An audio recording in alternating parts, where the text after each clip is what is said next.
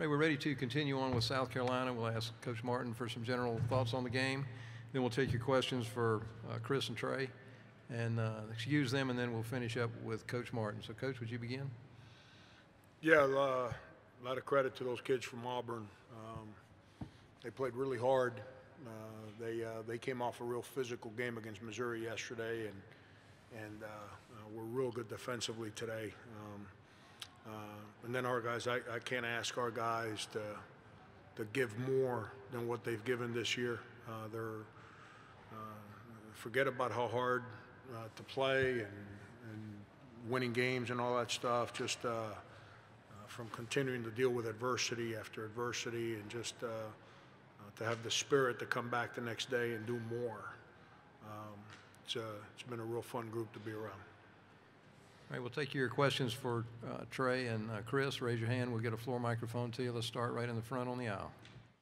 Chris, you had seen these guys before, but it's been a while. Did they do something with their speed or in that extra pass trying to get those three-pointers open? Oh, yeah, they drove the ball downhill to force us to help. And when we help, that opens up the three-point line. We did it where they made shot. Raise your hand if you have a question for either student athletes. Raise your hand. Okay, let's go to the middle and the left. Chris, obviously, you guys were undemanded again. AJ wasn't probably as well as you remember him coming off that injury. What was it like still trying to fight down the stretch without him again today? And what was different, I guess, today as opposed to the first game? Nothing. We really gave everything we had. It was good to have AJ out there with us fighting. That was a good feeling. But other than that, I guess we didn't guard the ball screen well, all the ball. Raise your hand. All right, let's go to the left side, the second row. Trey, when Auburn's shooting threes like that, how much pressure does it put on you guys to make sure you guys capitalize when you're down the court on offense every time?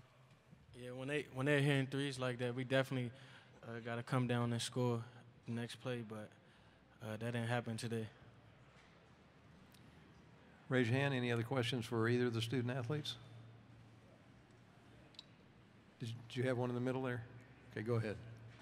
Chris, just looking back on what you've done in your 4 years at South Carolina, if this is the end, how would you want to be remembered? What would you want to be remembered for, and how much do you owe to Coach Martin and that staff? I want to be remembered as the hardest player. I owe Coach Martin everything, like from me coming as a kid and teaching me how to be a man. I learned a lot as a basketball player, playing inside and outside, thinking the game instead of just playing full energy. So all my growth, everybody saw when I came as a freshman and as a senior, the change that happened during these 4 years. I owe it all to Coach and to him, Ali. Got time for one more question for either student athlete, anyone? All right, we'll excuse you fellas. You can return to the locker room. Thank you. We'll continue on with questions for Coach Martin. If you'll raise your hand, we'll get a floor mic to you. Let's go ahead and start right here on the front row on the aisle. Franco, when you guys played them early in the year, they hit some threes, but obviously that's a big part of their game plan. Just how much or how difficult was it to try to get to that extra pass and to those extra men? Maybe you guys went to a different game than I was at last time we played. I hear the questions you guys have been asking them. I think we won 82 to 80 or something like that, 83 to 80. I think that was the final score. Maybe I don't know. Maybe I was in a different game. Auburn shoots threes. It's what they do. It's not like they made 100 of them. They average 11. They set a record for most made threes in the history of the SEC. We made some defensive mistakes in the first half and gave them some threes in a segment of the game where we were up 4 and they went up. They bang, bang, bang. and it was because of our bad offense, and I just had a bad lineup in the game. But that's what they do. You know, we fought. The difference, you guys ask the kids, and, you know, I'm going to tell you what the difference is. We made threes last time we played from our guard spot. And we didn't go, Chris didn't shoot 5 for whatever from the foul line. He made all his free throws. And, you know, we missed 3 front ends of one-on-one coming down the stretch. I thought we fought Auburn. I mean, we out-rebounded them. You know, Jared Harper is Jared Harper. I mean, it's no surprise.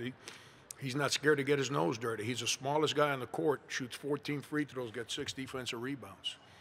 That's 2 stats that tells you he's going to go get his nose dirty. And credit him. But we just didn't score enough. You got to score to beat Auburn. You're not going to beat Auburn 52-50. It's just not going to happen. You got to score, and we didn't score. Question in the back. Coach, I know in the locker room, Chris was saying that he feels there's a lot of things he could have done better, but just with his numbers and everything, is there anything? Do you feel he could have played any better today?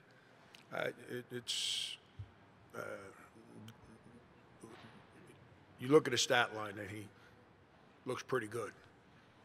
Could have been a lot better. Last time we played, he scored 32. You know, why? Because he made his free throws. He didn't make them today, you know, but this is not the moment to worry about Chris playing good, playing bad.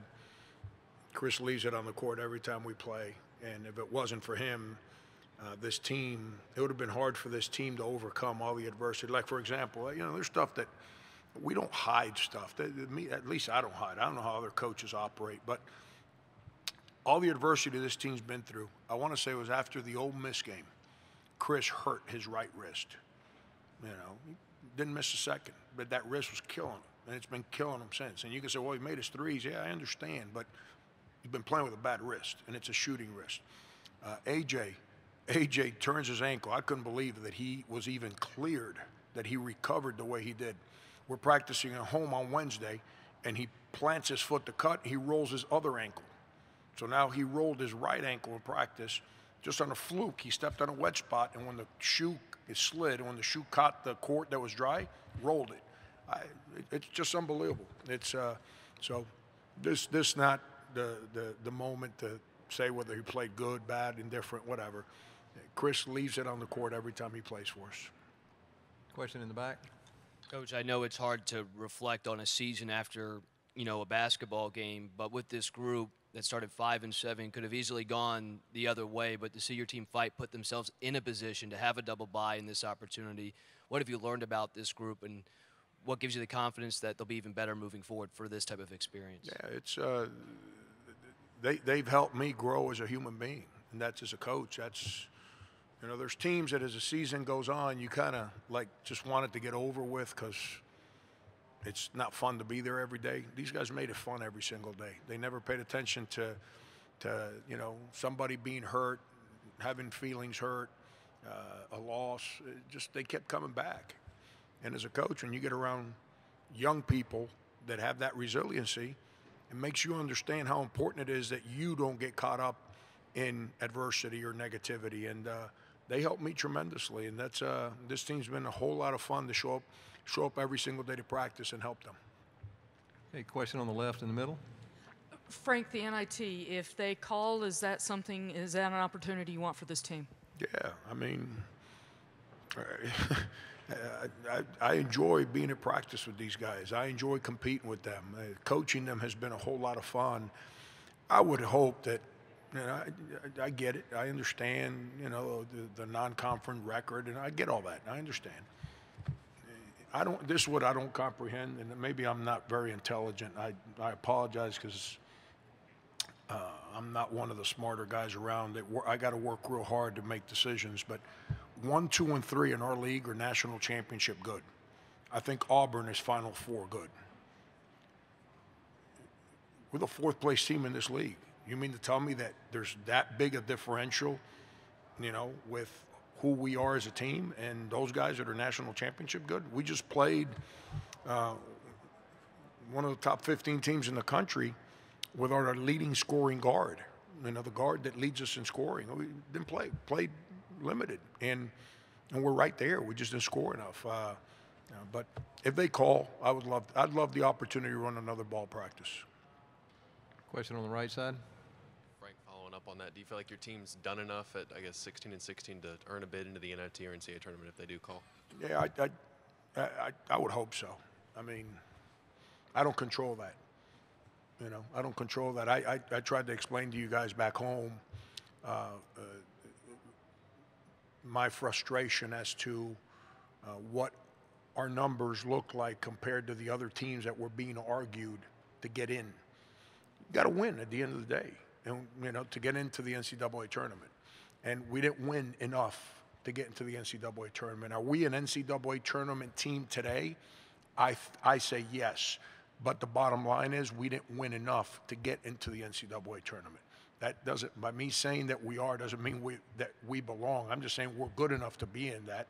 We just didn't do enough early in the year to put ourselves in that situation. But I think we got a good team. And I think you ask anybody in our league that's competed against us for the last 2 months, they'll tell you that we're worthy of a postseason opportunity. We have time for one more question for Coach Martin. Anyone? I would take the last question right on the aisle. Frank, they shot 13 free throws in the first half and then only 5 in the second half. Was that just your team, I guess, not being as aggressive as you wanted? What do you attribute that discrepancy to? They went zone. They went zone. They went zone late in the first half. And then they played that zone the majority of the second half. And that's where not having AJ hurts us, because he's the one guard that has some size that can get shots over the zone and can drive the zone. That was their biggest challenge. Their zone kind of spreads out and gets on you, and you have to drive the zone. And we couldn't drive the zone. You know, that's not something Trey's great at. It's not something Hassani's great at. Keyshawn's still trying to figure out how to do some of those things. So it put tremendous pressure on our guards to make plays off the bounce, and we just couldn't drive the ball. And that was the difference. First half, they were man. We got it inside. We got offensive rebounds. We got to the line. But in the second half, they went zone, and we just couldn't do anything. You know, our guards never shot a free throw in the second half, I don't believe. Thank you.